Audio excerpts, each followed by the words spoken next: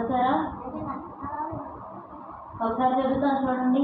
మీరు లోకమునకు వెలుగై ఉన్నారు, కొండ మీద నుండి పట్టణము మరుగై ఉండనేరదు. తర్వాత ఫస్ట్ కొత్త లైన్లో రాయండి మళ్ళీ. మత్తయి సువార్త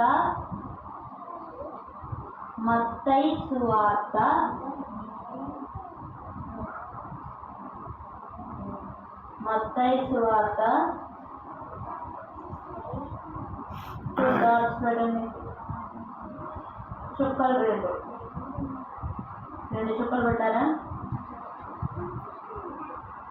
5వ అధ్యాయం 5 అని చేశారా? మళ్ళీ 2 చుక్కలు 14వ వచనం. అదేనా?